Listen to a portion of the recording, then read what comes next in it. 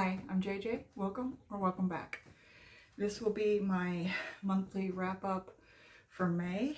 Most of these accidentally fit sort of within the horror mayhem tag since it's May.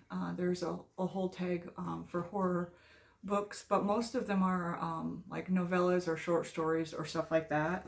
And I did read like a shorter novella, my first Shirley Jackson one, but then two other ones are novels. But I'm not doing this take anyway. It's just kind of fit that way for me, and I thought that was interesting because all of these were ones I had on reserve at the library, and they finally came in. So it's kind of all over the place again, but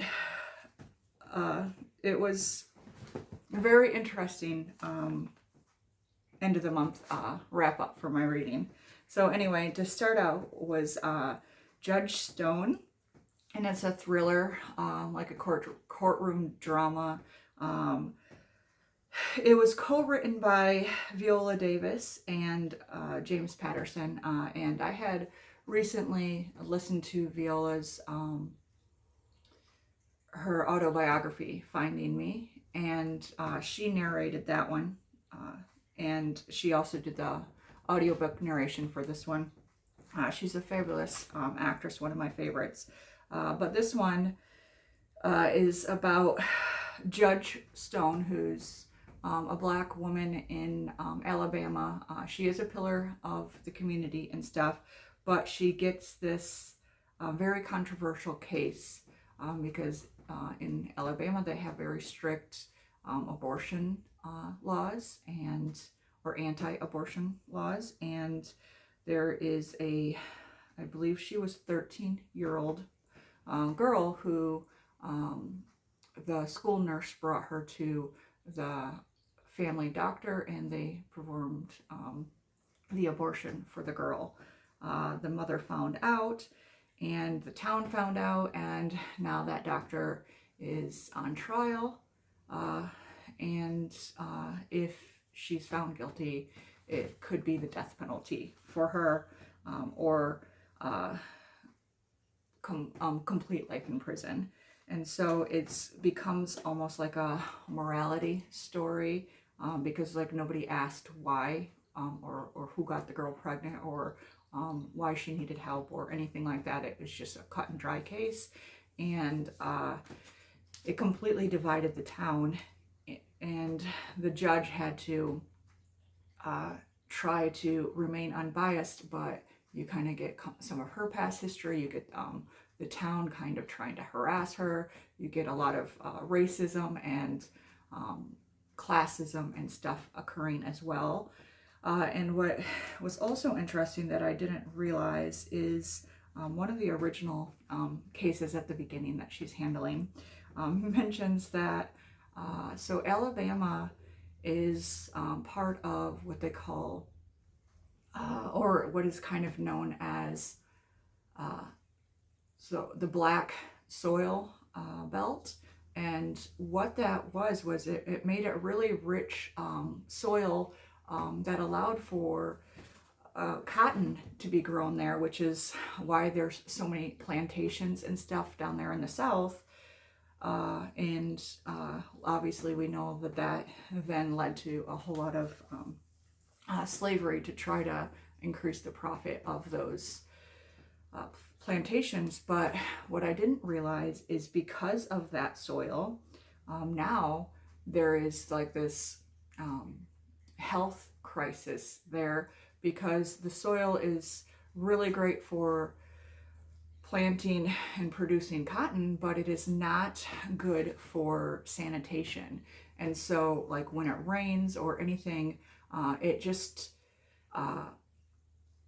it basically brings up all the sewage and stuff to the foreground, and people are getting like E. coli and like all kinds of illnesses and stuff, but they can't afford to line their systems correctly either, because the costs are like like 3 times what a cost would be to fill the whole thing, or to redo it so that it's going to be properly lined so that it can not have everything seep into the soil. But nobody down there can afford it.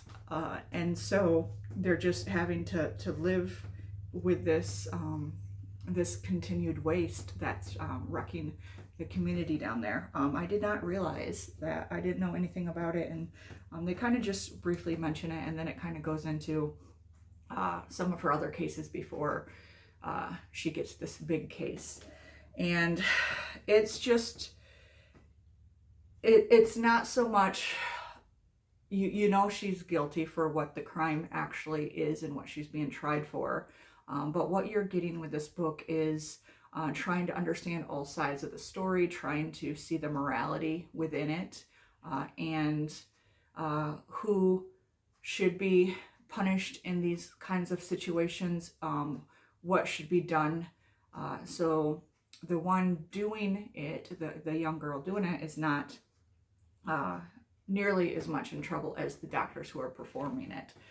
So it just kind of takes on a lot of issues that were interesting, at least for me, as they try to go forward with this case. And you get a lot of her backstory of Judge Stone, and how she's so interconnected with the community, and how sometimes that goes against her as being a judge, and how it does so here as well. The other ones that I read, so the Shirley Jackson book was We Have Always Lived in a Castle. I enjoyed it for being my first understanding of her stories and stuff. I felt a lot of it was somewhat predictable. I kind of knew where it was going. It didn't make it unenjoyable or anything like that. It was just it wasn't as shocking probably as it would have been back when it was originally produced and published. So I do kind of give that a lot of leniency, but it's this family who lives in a small town, and the older sister and younger sister live with their uncle. Their parents were supposedly murdered, or people think that they were murdered. The older sister even was on trial for like arsenic poisoning. So there's a lot of gossip within the town. There's a lot of seclusion that they live in, and isolation, as they kind of have fallen out within their society. And they just kind of basically keep to themselves. The younger sister, who's a teenager now, I think she's like 18, she goes in town and she's the one who does the shopping and stuff, because her uncle is basically sickly and confined to the house, and the sister is scared to leave the facility, agoraphobic. And so she is the one who kind of has to deal with the townspeople, tries to avoid all the rumors and everything going around, and feels bad about basically their lot within their community. But she does really love her sister, and she kind of puts up with their grumpy old uncle. But then a cousin, male cousin, comes to town, and you know that he just wants to get their fortune. He wants to be the one to inherit from them. He's trying to make good on them, and the younger sister does not want him there at all. So she does everything she can to try to scare him away, which eventually he is revealed to be the kind of gold digger that he is, and is sent away. And then that's when a lot of the other stuff starts being revealed, which is also stuff, like I said, that I kind of saw coming. But what was really interesting is at the end, the townsmen actually all come together. They start bringing them food and trying to take care of them. And you just always wonder why it took so long, or were they always, did they distance themselves and saw what they wanted to see from the townspeople, and therefore avoided them, when really they were telling themselves that it was the townspeople who were shutting them off, but were they the ones who were shutting themselves out from the town? So it's kind of interesting psychologically in that way, and like what makes you part of a community, what separates you from a community, and all that kind of healing and stuff once the rumors are basically disbelieved or stop, and they can just see for what it is and kind of grow and heal in their own ways and type of thing. So that was kind of interesting. I did enjoy the end of that. The next one was Womb City, and that's by a Botswanan author, and I'm really working on this name, Tlotlo Samasi. And this is also a horror story, a future, and it's really weird because I had really fully enjoyed a body swapping story earlier in the year, sci-fi fantasy called Queen of Faces, and this was another sort of body swapping, but completely different. And I do have to admit that it took me a while to get into this, and for a while there I really didn't always know what was going on, but it was interesting enough to keep me going forward, and I'm so glad that I did, because when it got going, it was fascinating. And so it explores basically race, class, and gender disparity. It's a female rage story fighting the patriarchy, but there's these this way that you can like body hop, like you get multiple lifetimes, and it's almost plays off of the belief in reincarnation. So they use a lot of mythology localized within Botswana and stuff. So you kind of got science against, in religion. You have, like I said, the belief in reincarnation, but then you have some of the people who think it is a sin to swap bodies, and so they only have one lifetime. They don't live multiple lifetimes. So essentially you get your cycle, and then you get another life, and you can choose to take those memories with you or not. A lot of times it's not, because the reason that you're switching or the body that you're switching into is not something that you want to remember. And so a lot of the times you're kind of playing this catch up of the things that are happening to you. Is it your past, or is it this body's past? And what it kind of does this separation between mind and body, because they both have their own histories, which was a fascinating aspect. So it follows this one woman who is, I forget what lifetime she's on, maybe the third, but she's in a disfigured, unwanted body that has one arm was chopped off, and she has to be within this family where the family essentially, especially her brother, hates her because she's seen as an interloper who stole their sister's body, even though she doesn't really know the whole story around it and how that body became available for her anyway, and why she was shoved there.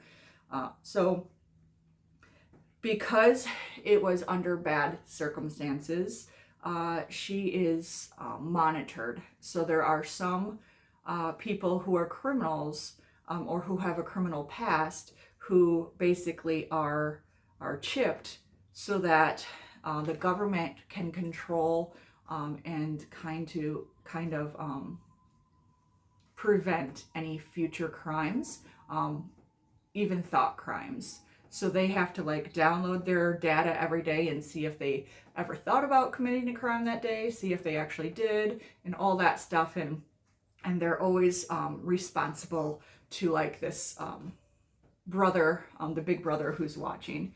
And so she and her husband are not able to, she's not able to get pregnant or have kids. So they're going to basically incubate one.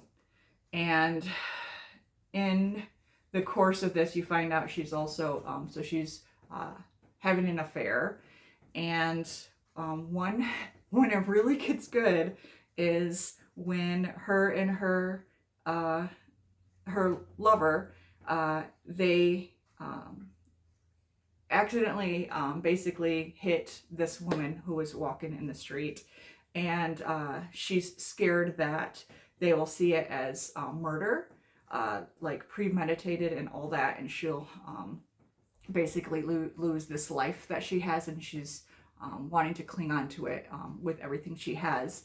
So in order to prevent them feeling like they have that she might have committed murder, they actually do commit murder, and they kill the girl so she can't go forward, and then they try to erase her the history and stuff, and it just leads to this really weird but interesting world building that happens as she gets haunted by this woman that she tried to kill and dispose of.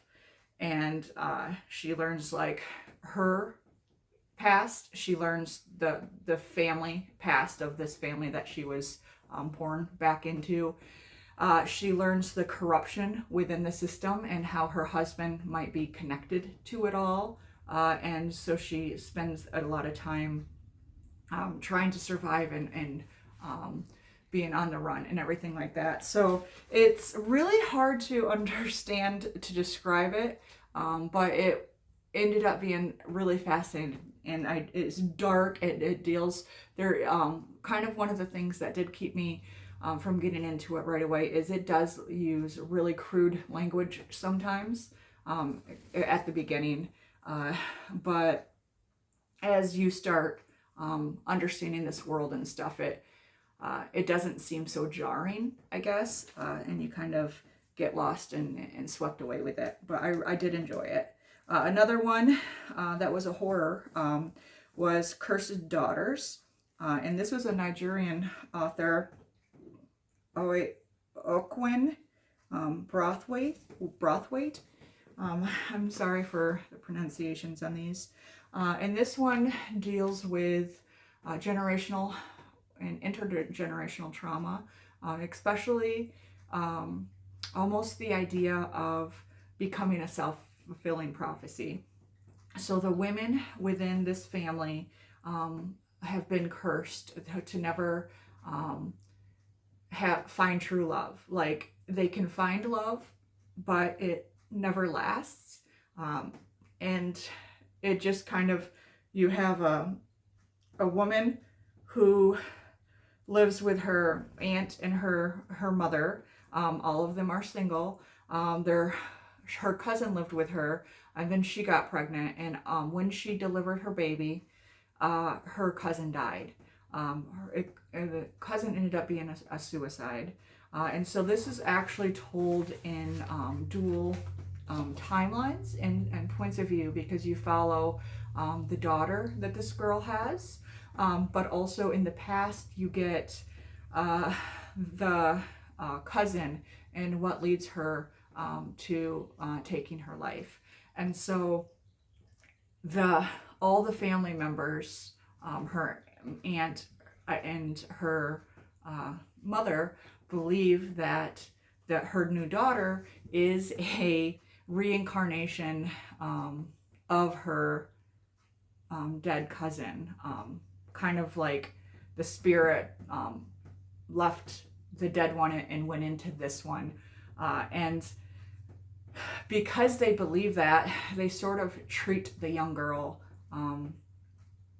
as if everything she does has already happened before. Oh, you're just like your cousin, you know, you're gonna make the same mistakes or stuff like that. So she never gets to live her full life, and she's trying to buck the system, and she's trying to understand it, and she ends up going to school to try to understand epigenetics, and like even if she is possessed by this cousin, what can she do, because they do have different lives that they're living, and so environments do have an effect on our DNA as much as what she was born with, and she's trying to break this curse and understand this curse. She doesn't even believe in it, but she's trying to not be swept up in all this family baggage.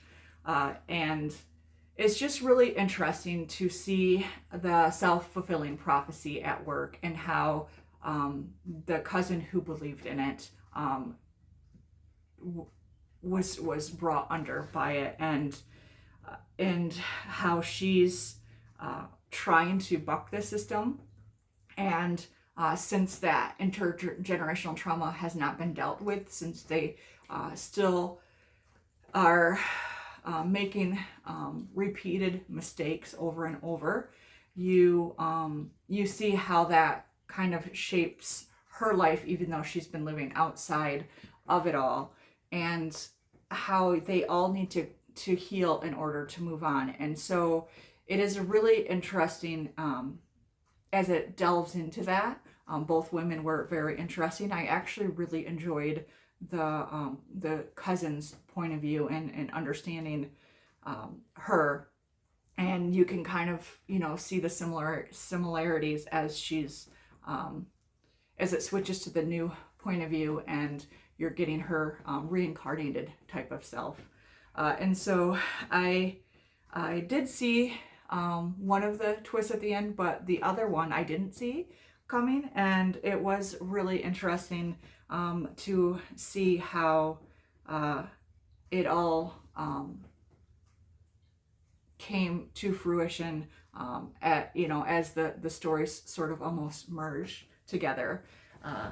I'm not very good at describing these two, because these last two were some of the weirdest but very interesting stories that I've read, and they don't really fit a mold or an easy way to explain them. So I'm sorry for kind of ruining that for them. And I'm trying not to give a lot of spoilers either, because what was so fascinating about them was how different and unique and odd they were.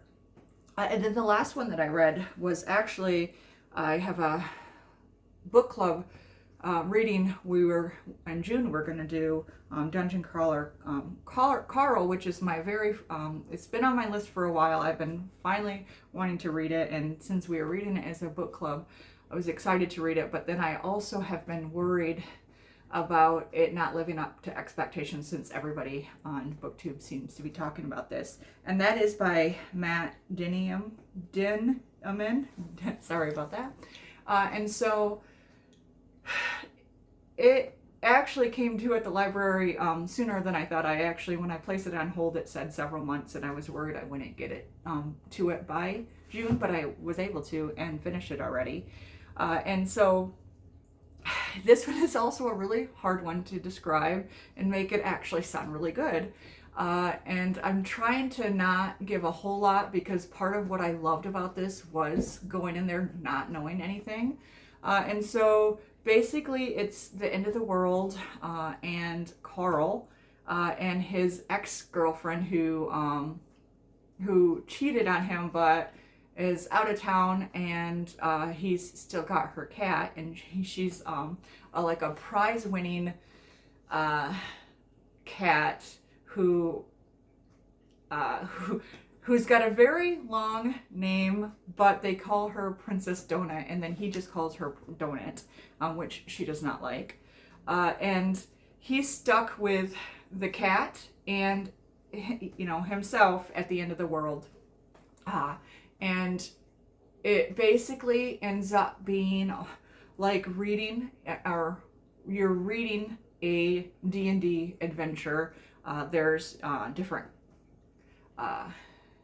stuff going on. You got like goblins and magic spells, and like races and classes that you can like up your levels to and stuff. So it's like a D&D campaign.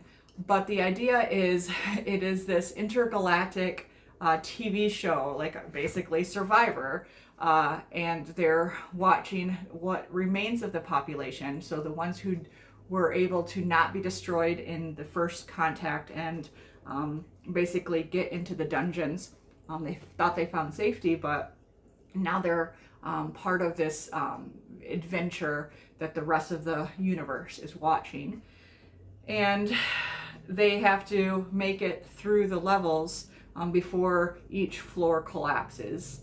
And I think it starts with like 14 million people remaining in the world,